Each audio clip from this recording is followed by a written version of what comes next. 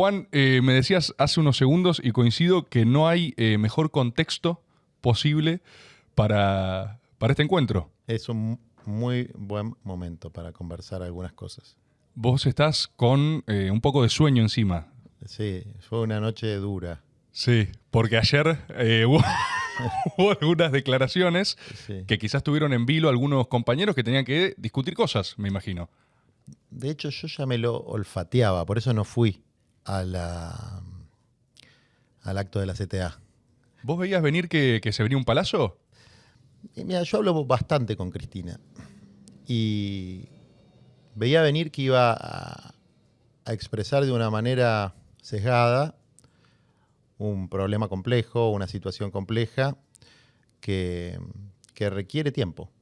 Como ella habló magistralmente durante, no sé, una hora sobre el problema de la restricción externa, la economía bimonetaria, el endeudamiento, y solamente unos 5 minutos sobre la cuestión del trabajo y de los llamados planes sociales, los temas complejos cuando se simplifican excesivamente terminan mostrando generalizaciones, sesgos muy acentuados, interpretaciones demasiado abiertas.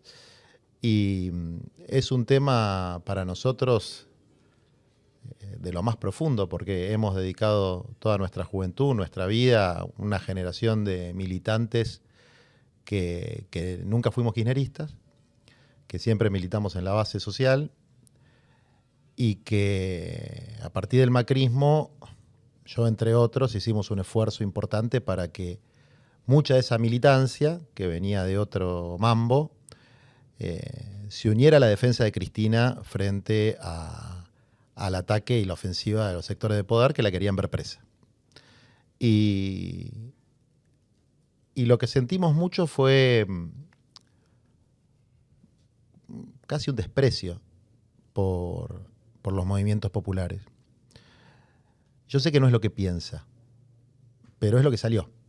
Este tema de la tercerización, poner el acento únicamente en las desviaciones y en los abusos que existen, desde luego, como existen en todos lados. Garcas hay por todas partes. Y no en las cosas maravillosas que se han logrado desde la nada, ¿no? Desde la más absoluta exclusión, transformar realidades que ni el mercado ni el Estado transforman. Y después una concepción que a mí también me parece, en este caso por ahí es más un debate, ¿no?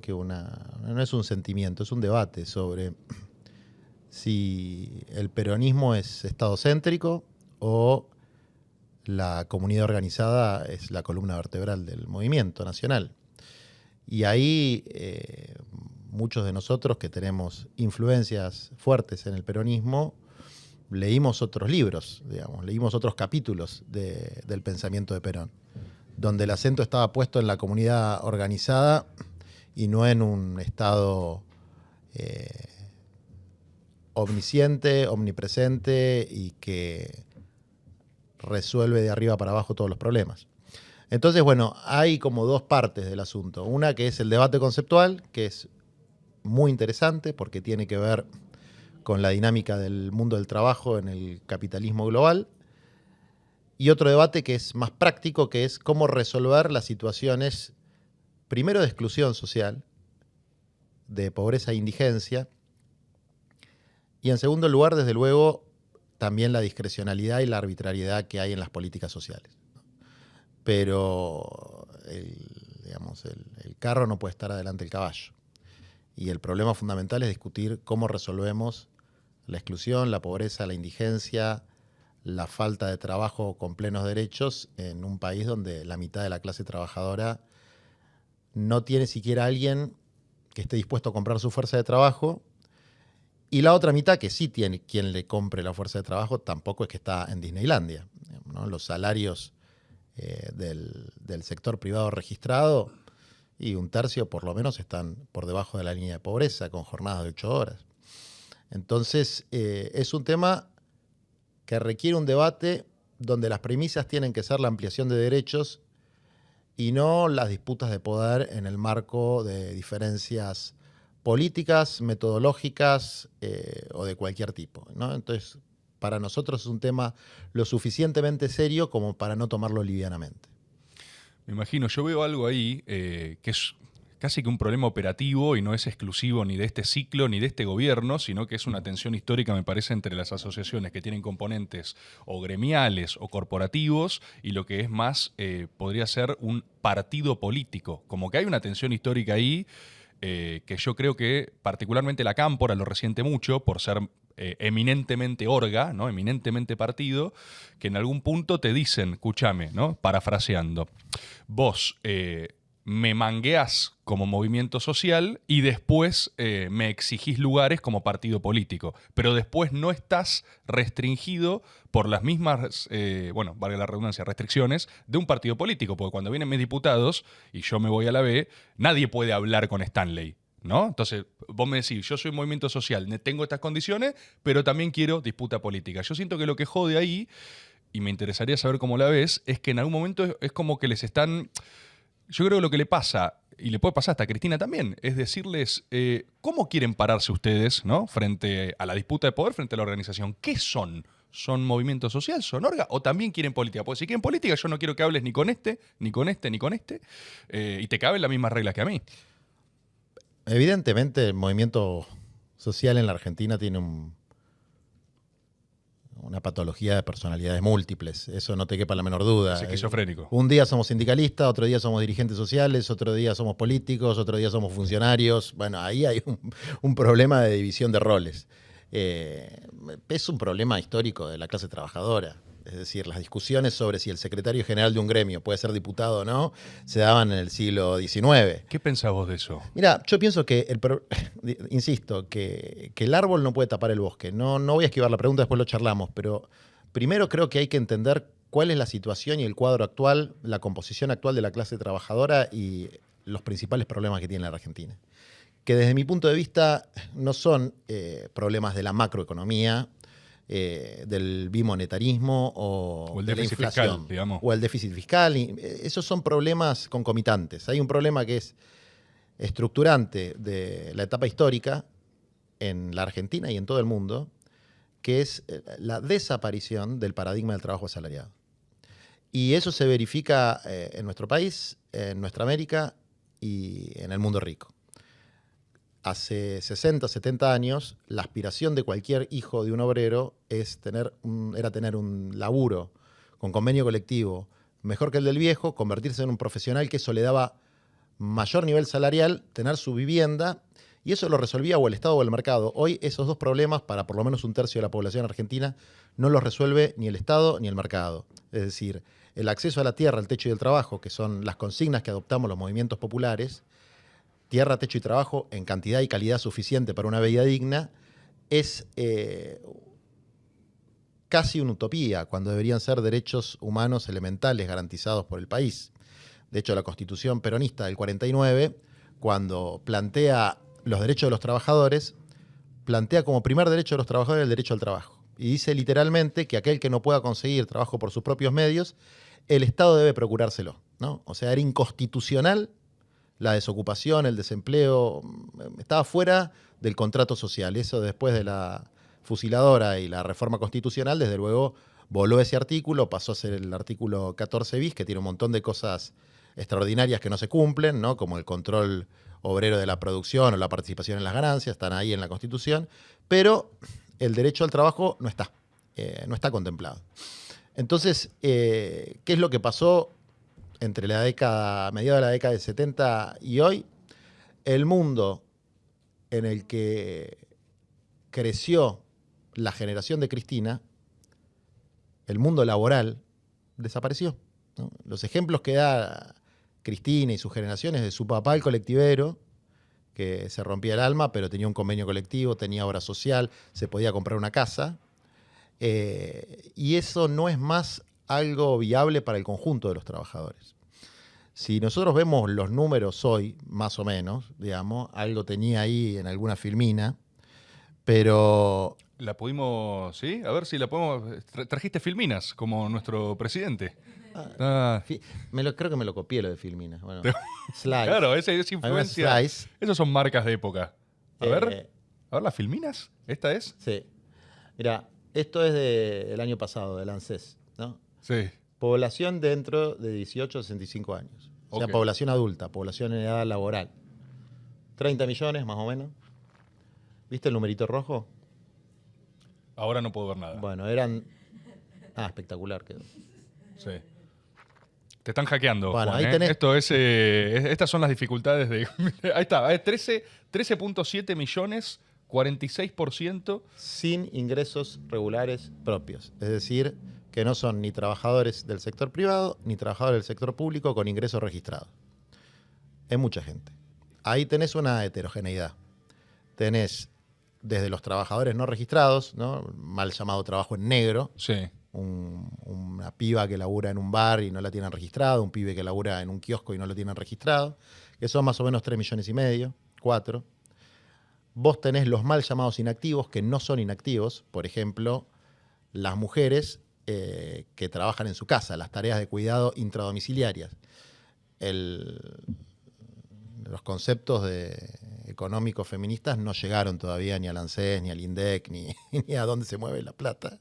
Entonces, todas esas compañeras que son lo que tradicionalmente se decía amas de casa, y que Evita decía en La razón de su vida, La razón de mi vida, Evita decía literalmente que merecían tener un salario equivalente a la mediana salarial, ¿no? Eso lo dice textualmente en una adelantada a nuestro concepto del salario básico universal.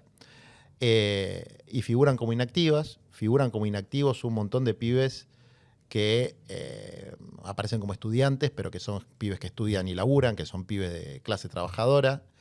Y bueno, y una enorme cantidad, por lo menos 6, 7 millones de cuentapropistas pobres, Sí. o cuentapropistas de subsistencia, dentro de los que de alguna manera se oculta estadísticamente la economía popular organizada, ¿no? Que ahora si querés hablamos un poquito más de Sí, eso. sí, sí. O sea, vos en esta descripción obviamente señalás que el problema urgente es este. El problema urgente es que en la Argentina vos tenés 11 millones de aspirantes a planeros. El padrón del IFE. Hubo 11 millones de personas en la Argentina que se anotó para recibir un plan. Escúchame, y eso que vos decís, Sí. aspirante a planero, ¿no? Y algo de lo que también te señalan, algo de lo que también es un enorme estigma. Sí. La política de planes sociales, duplicada en el macrismo, triplicada ahora con Alberto, ¿no es parte de ese desincentivo a una cultura del trabajo, a generar trabajo formal? Es que el problema es pensar que la responsabilidad de los excluidos está en sus propias capacidades o en su propia cultura. No, en el Estado que fomenta esto, la aspiración planeril, para decirlo en tus Es que no términos. existe la aspiración planeril porque ninguno de esos 11 millones vive de un plan. Todos trabajan. O sea, ese es el mito gorila. Que hay 11 millones de vagos que están panza para arriba esperando que les caiga alguna migaja del Estado. Todos trabajan. O sea, trabajo no falta en la Argentina. De hecho, la tasa de actividad está volando, hay un 7% de desocupación, porque la desocupación se mide por una encuesta que es la EPH y te preguntan si trabajaste o no trabajaste. El problema son las condiciones en las que se trabaja. Los 11 millones de aspirantes a planeros son 11 millones de trabajadores y trabajadoras que están o en el sector informal o trabajan una relación no asalariada o son trabajadoras de cuidado intradomiciliario. Yo no he conocido en mi vida, en las clases populares, sí en las clases altas, vagos. Algún borrachín, qué sé yo, que hay por ahí, pero son una minoría insignificante desde el punto de vista estadístico. Lo que hay son muchos laburantes precarios o precarizados. Precarizados porque estaban en una situación mejor y ahora están peor, o precarios porque nunca existió para ellos y para ellas una posibilidad de empleo asalariado. Entonces, no hay un problema de políticas que desincentivan el empleo, ni desde el punto de vista de la gente que tiene una aspiración planeril. Yo lo digo en joda esto de aspirantes a planeros, es decir, es una forma de plantear que acá no se trata de un grupo reducido de gente que vive de planes, sino que hay 11 millones que se autoperciben necesitados de un complemento de ingreso. Perfecto. De algo que complemente sus ingresos, ¿no? Si vos, yo no sé cuál es la forma de organización del trabajo acá en el método Rebord, pero vamos a suponer que son una cooperativa, vamos a suponerlo. y que todos ganan. Recuerden las palabras de Mario Pergolini, por favor, nadie se queje, estamos todos felices. Esas son nuestras declaraciones oficiales como método. Vamos a suponer que es una cooperativa y que, como todavía estás en una etapa startup, ¿viste? Sí, sí. Eh, Somos emprendedores en un garage. Emprendedores en un garage cobran 50 lucas cada uno. Sí. Están por abajo de la línea de pobreza, por lejos, cerquita de la línea de indigencia. No están registrados o están registrados como monotributistas sociales o monotributistas clase A, que es la categoría de los cooperativistas. Y la verdad que tienen bastantes pocas posibilidades, salvo que el talento excepcional de Rebord permita que crezca la startup, Muy posible. muy posible, que tengan salarios como los que corresponde para que un trabajador pueda vivir más o menos dignamente. Sí, Entonces, vivir de esto. ¿sí? Entonces, ¿qué pasa? Cuando aparece el IFE, se anotan. ¿Por qué? Porque cobran 50 lucas, tienen 50 lucas, pero necesitan un complemento de ingreso. Y si apareciera mañana un registro para el salario básico universal, se anotarían 11 millones de personas, que son las personas que tienen ingresos por debajo de la línea de pobreza, pero no es que sus ingresos se explican por las transferencias que haga el Estado. Solamente un 20, un 30%, un 40%, a lo sumo un 50% de sus ingresos se puede explicar por una transferencia que haga el Estado. Entonces son mecanismos de redistribución del ingreso y la riqueza que tienen que ver con la realidad del siglo XXI. Digamos, durante los gobiernos de Perón, los mecanismos de redistribución de la riqueza eran principalmente los aumentos de salario y la recuperación de una parte de la renta agraria para volcarla a la industria a través del IAPI y también por la extraordinaria obra social de Eva Perón a través de la fundación que llevaba su nombre. Esos eran mecanismos de redistribución del ingreso y la riqueza.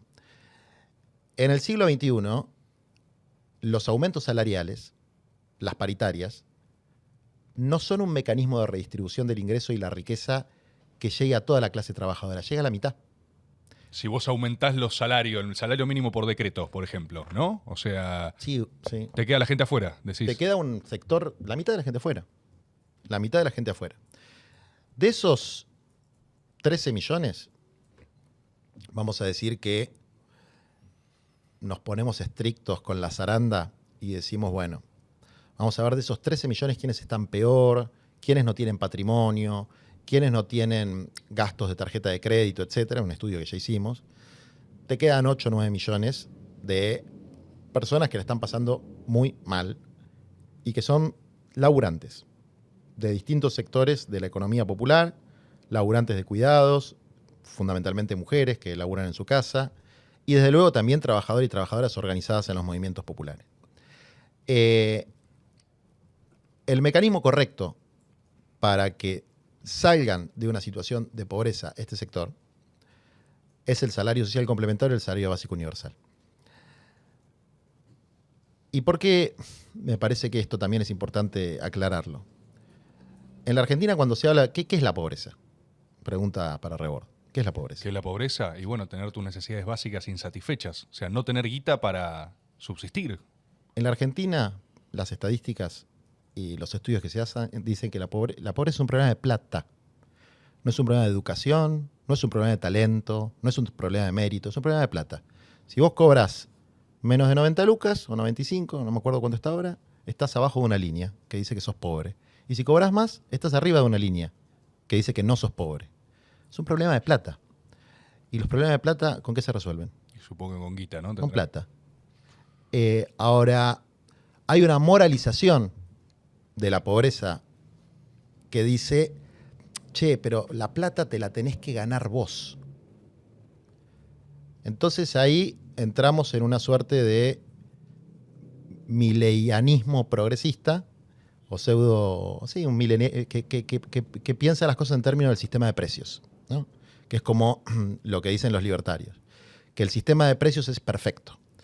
El sistema de precios también es el precio de tu fuerza de trabajo, también es el precio del cartón que juntan los cartoneros, también es el precio de los anteojos que venden los manteros, también es el precio de la lechuga que venden los horticultores, también es el precio de la changa de construcción que hace cualquier compañero o compañera, y la fijación de ese precio, que tiene que ver con parámetros del mercado informal, es injusta, porque no permite que esos laburantes, que son tan laburantes como cualquiera, salgan de la pobreza. Y lo que podría argumentar desde una posición nostálgica a algún compañero o compañera es que en algún momento el desarrollo de las políticas industriales va a permitir la absorción de toda esta masa de trabajadores y trabajadoras que están por fuera del trabajo asalariado. Eso es contrafáctico, es un pensamiento mágico. No hay ninguna proyección de crecimiento del PBI que permita vislumbrar ese mundo de pleno empleo.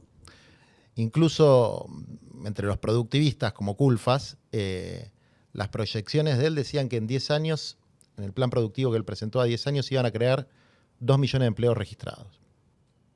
Mamita, como dice Cristina. El crecimiento de la población vegetativa, el crecimiento vegetativo de la población en la Argentina son más o menos 200.000 personas por año. O sea, va a quedar la situación de exclusión exactamente igual a como está hoy. Con un crecimiento del empleo a razón de 200.000, 300.000 puestos de trabajo registrados en el sector privado por año. Y la verdad es que no es lo que estaría sucediendo tampoco. Pero más allá, si sucediera, si fueran 300.000, 400.000, con toda la furia, te queda una porción de la sociedad, y yo creo que va a ser creciente, no decreciente, excluida del mercado de trabajo tradicional. Entonces hay que pensar un poco afuera de la caja, con creatividad, y planificar sistemas mixtos, donde haya un sector privado pujante, un sector público un poquito menos ineficiente que el actual, y un sector popular donde tal vez los valores no sean mesurables desde el punto de vista mercantil en la misma medida que en otros sectores, pero sí desde una perspectiva socioambiental, porque son valores sociales y comunitarios muy importantes. Y además también, en muchísimos casos, son parte de las cadenas de valor y de suministros de la industria, ¿no? En el caso de los cartoneros es evidente. Y los cartoneros, esto también es una discusión de hace 20 años, ¿es un trabajo digno o no es un trabajo digno? ¿Y quién puede pensar que no es digno alguien que salió a romperse el lomo para ganarse el pan? En todo caso, las condiciones de trabajo no son dignas, como no lo eran las de los basureros hace 40 años. El desafío está en organizar y dignificar esas condiciones de trabajo, no un trabajo que ya es digno per se. Y ese es el desafío de los movimientos populares. Y en muchos aspectos lo hemos hecho con las cosas que conquistamos luchando, ¿no?